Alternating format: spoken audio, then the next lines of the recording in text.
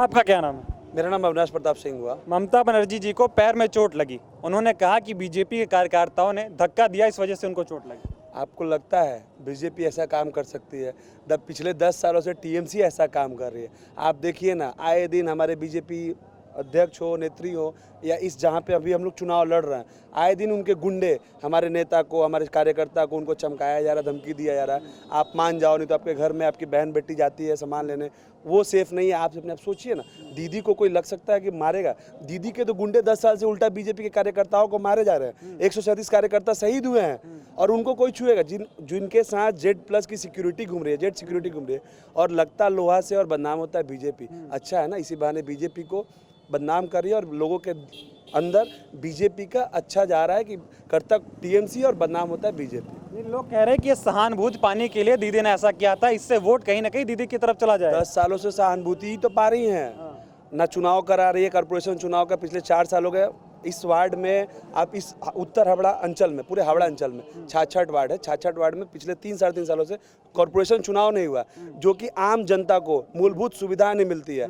जिनके घर में किसी का डेथ होता है, उनके परिवार को ना डेथ सर्टिफिकेट मिल पाता है, ना काउंसिलर कोई सर्टिफिकेट। आप देखिए ना, हमारे बगल में ये नाली का व्यवस्था आप देख सकते हैं किस तरह से, मूल कैमरा में दिखा सकते हैं सुविधाएं क्या है, जो यहाँ की पार्षद ही नहीं है। तो यहाँ के लिक्विड आप देखिए, इसी तरह डस्ट पूरा है, ना सफाई पे व्यवस्था है, ना कचरा का सब व्यवस्था है। आप सोचिए ना, क्या टीएमसी दे रही है? पिछले 10 सालों में ना रोजगार है, ना नाली की सुविधा है, ना शिक्षक का नौकरी मिल रहा है। शिक्षक का नौकरी आया तो 3 लाख 4 लाख 5 लाख करके वो सेल किए हैं, बेचे। आप देखिए ना, हमारे सामने कितने युवा हैं जो हाईली एजुकेटेड पर्सन है, उनको रोजगार इसलिए नहीं मिलता है कि ये लोग 5 लाख नहीं दे सकते हैं टीएमसी के गुंडों को।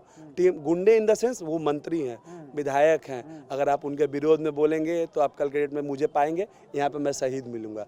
क्या तो बीजेपी के नेताओं ने मारा? आपको लगता है कोई भाई अपने भाई को मार सकता है? नहीं, ये टीएमसी के गुंडे हैं। और बंगाल में टीएमसी का ही आतंक है कि हमारे बीजेपी के विधायक को खुलेआम सड़क पर मार दिया जाता है और फांसी दे दिया जाता है, और बोला जाता है कि वो फांसी लगा दी। ऐसा होता है क्या? एक बंगाल में जिस सरकार में आदमी संघर्ष करके एक विधायक बनता है और विधायक बनने के बाद अपने आप को फांसी देगा? आपको लगता है?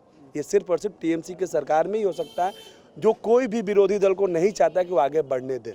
मतलब कि अगर बीजेपी की सरकार आई तो यहाँ से हिंसा खत्म हो जाएगी। निश्चित तौर पे आप देख लीजिए ना, गुजरात हो, बिहार हो, जहाँ आप देखेंगे, कहीं भी पूरे बीजेपी के शासनकाल में जहाँ चुनाव होता है, एक पंछी नहीं मरता है।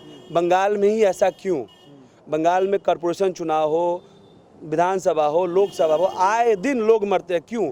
सिर्फ बंगाल में क्यों? मुंबई में भी चुनाव होता है, बिहार में भी होता है, जबकि पूरे इंडिया में बिहार सबसे ज़्यादा बदनाम है। तो बिहार में कोई नहीं मरता, बंगाल में क्यों मरता है भाई साहब? इसकी जवाब तो दीदी ही दे पाएंगी। और बोलती हैं खेला होवे की खेला होवे, 10 बछर तो खेला ही कोरेशन।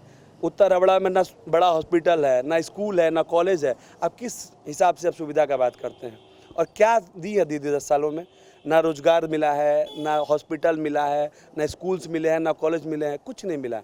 हम लोग सभी युवाएं बेकार घूम रहे हैं और दीदी बोलती है कि पकौड़ा तलेंगे। तलेंगे भाई, आपका राज होगा, तुम लोग पकौड़ा तलेंगे। और गुंडई का नाम पे जो टीएमसी हम लोग मूलभूत सुविधाएं पा रहे थे वो छीन रहे हैं।